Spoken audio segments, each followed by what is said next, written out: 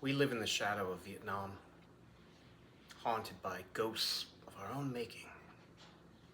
The Gulf of Tonkin, South China Sea, 1964. With political lies based on false intelligence, the United States would soon fight the first war that it would lose. We would formally enter the war the following year. 51 years ago. I want to be crystal here. History does not repeat. It does have a tendency to echo like a mofo, though. The more things change, the more they stay the same. Now, you see, boys and girls, the thing about war is that war never changes. Except that's not really true, is it? Not when we give it a moment of deep thought. What it does do, however, is that it tends to change us in the end, and rarely for the better. The human history of warfare is etched in blood. The ink is never allowed to dry for too long. That pen hungers. Now you see, I say human history of warfare because it is not exclusive to Homo sapiens. Oh no, from ants to apes, lots of species engage in warfare. We, however, do it with a certain flair for the dramatic, and ours tend to involve the whole planet at times. So back to the overall lesson of failing to appreciate that one does not have to win most battles in order to win a war. Washington taught us that. Thanks, old Georgie boy. The war in Vietnam.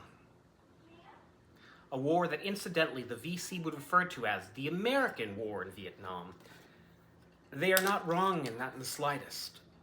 We really started it. So just a quick recap of what got us into Nam. An American destroyer was in the Gulf and claimed that 3 VC boats chased it and that one of them fired a torpedo. 4 years later, we'd come to learn this is complete horseshit, by the way. The fog of war is dense and it's damp with the blood and the mist. It tends to linger, you know? And it tends to obfuscate all sides. The States, shortly thereafter, had a pilot shot down. Echoes indeed. Back to Nam. In more ways than one. Right, so America decides to launch Operation Rolling Thunder. It's an aerial bombarding campaign. Aren't they clever with that name? Not gonna lie, Epic Fury has major pick-me-bro vibes. Perhaps Impotent Fury might be more aptly named. Naming is a skill. Never forget that. One cannot win a war through aerial supremacy alone. Ask the Brits or the Luftwaffe. Oh, that's right. They aren't around anymore. Losing a war that one starts should always and will always be costly. Anyway, let's get to the modern day. American imperialism wasn't just a term. There was a post-World War II time that both had the moniker and actually deserved it in being a superpower of the world. The current American president, I'm tired of his name, so thus I will be referring to him as Cap. He does love those stupid caps, doesn't he? So, the Cap himself, a draft dodger, BT dubs, from the Vietnam War, if memory serves. Forgive me, what kept him out? It was the bone spurs. Can't seem to remember which foot, though. Losing Vietnam was the beginning of the breaking of the American superpower armor. Through the dulling, and soon, she would show the chinks. To meet the numbers, the Army would require that they turn to the draft. My father would often tell me how scared he and his friends were about the draft. How they'd make dark jokes about they thought lotteries were supposed to be good things to win, and their birth dates would decide their death dates. I miss you, Dad. We'll talk again on Monday. You see, Mondays are my cry day. In some book I read last year, I read about this guy who took Garfield's hating Mondays thing to the next level, and that he would make it his cry day. That it helps to clear the pipes. I highly recommend it. It's also good for all of us to remember that the universal sign for any living thing, irregardless of origin, is that we feel pain and we need to express it. The US military has just extended the age of enlistment to 42 and disregarding a single weed conviction. Well, gang, Not to brag here, but looks like Uncle Sam is interested in me now. And not the weed part. Well, not the conviction part. You need to let all this sink in, gang. Our recruitment for our all-volunteer armed forces has been in such decline for the past decade that I am now an eligible candidate for service. Also, quick note about the change to selective service registration. It will now apply automatically. What used to be the man registering on his own is now done for you. Awfully kind of them. This is not a good road for us to be walking. Any freedom we lose is an erosion of all. Now, you don't make these moves because you feel you're winning a war. You make these moves because we no longer have a draft. And the reason for that is because we lost the war in Vietnam. Welcome to Man Needs a Code. I don't exactly know why I'm writing this or why I'm starting up the channel again, but I know that I need to. AI slop is ever present, and in that is opportunity. Few things from me. I'll never use it because I don't need to, and I have no desire to impact my words or thought. I pride myself on good writing, but better still, great editing. Epic, if you'll allow. I do not edit video. If I mess up on a line, you will see it. You should. That's how you know it's real, that it's human. I also hate hard edits. I can't pretend I don't notice. Hurts my brain. That we are all responsible as the last of the non-AI dependents in the world. We very well might be the last of the greats. Well, we're gonna Paul Bunyan this till the end of the line, folks. As Dylan Thomas taught us, do not go gently into that good night.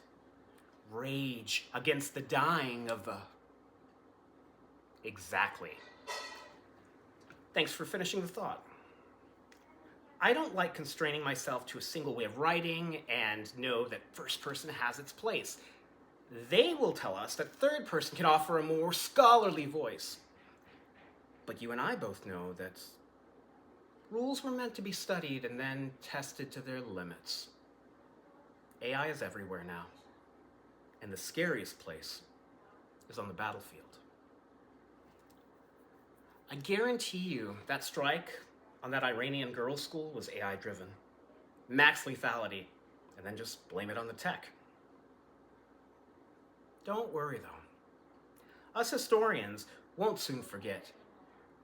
We invented dwelling on shit, and are kings of not letting things go. It's kind of our thing.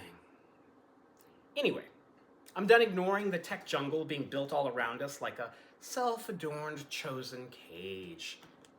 Hear that? That's a clarion. Beacons lit, war drums beating, a call to arms, if you will. Back to America's first lost war. Don't worry though, certainly not her last. She'll start collecting them like Infinity Stones soon enough. War is inherently costly. The farther from home, further the cost for the invaders. The defender's advantage is a very real thing, and one of the main reasons America beat the redcoats in the first place. JFK would get shot.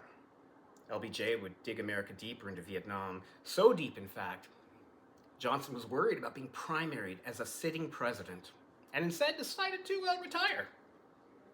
Then we got Nixon. The cap is a lot like Nixon. You see, old Nixie had an advisor by the name of Henry Kissinger.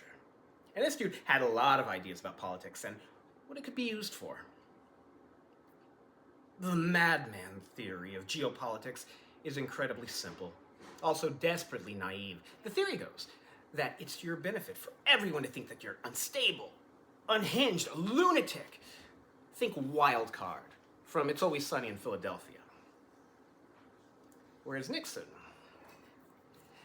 learned of this while being president in a way that the Cap did not. The Cap learned from his lawyer, Roy Cohn. He learned this in his early 20s. It's not a new theory, this madman thing. Some leaders utilize tools better than others, though. Some leaders are just tools. The real issue isn't that people think you're crazy, it's really not, but rather that people know that they can't trust you. You can kidnap presidents. You can, under the guise of negotiations, preemptively assassinate leaders twice. You can threaten to break up from an alliance after threatening to annex a member near your borders. Bridge and power plant day? Everything, though, has a cost. Blood and treasure. Dragon's price. I think the problem with the truly old leader is that they have no vested interest in the future. And were probably never hugged as children. They grew up to start wars. As we see ourselves at the dawn of a new American war, I think it's time to perhaps start having a conversation of why this time is any different than the last, and whether the cap is worthy of his title. No cap. America herself is far from perfect. And we tend to overcorrect. Drastically so. It's like our unofficial motto. Case in point, 45 and 47 are the same guy. But he hasn't really changed. Perhaps, though, maybe we're starting to. I have a son, and I see what mixed messages and double standards are applied to him because of his gender. Equality isn't an exact science. It's a radically new concept, to be quite honest. Man needs a code, after all. From Hammurabi to here, it's always been a fight. All people equal under the law didn't happen overnight. Nothing worth having ever does. And rights are never given. They have to be won and forever protected. Sorry, it's easy to get off course. Anyway, back to my overall point. We've spent more on this war than we have any concept of yet. Maybe in 40 years we'll get a taste. Remember that whole naming thing matters? Yeah, so the Department of War now, be wary of this name change, by the way, they ain't built for defense. Iran is. We picked a bad fight under the idea that killing a leader or taking a capital means anything. Ask Napoleon how getting Moscow worked out for him. Oh, wait. We're low on munitions. We're far from home. Isolating long allies and willingly giving up so many advantages along the way. We weren't filling our petroleum reserves before this. Why? What happened to those guns we gave them? How is that ceasefire going? It doesn't feel like this war will make us any safer, and looks by early metrics that it'll be the costliest one yet.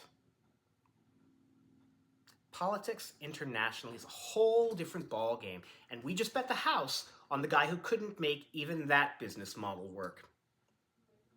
Trust that no one shares a last name with the cap will be serving any time soon. Oh no. Whatever we do from here, it seems like a table set of bad options. The terrible ones are still cooking in the kitchen.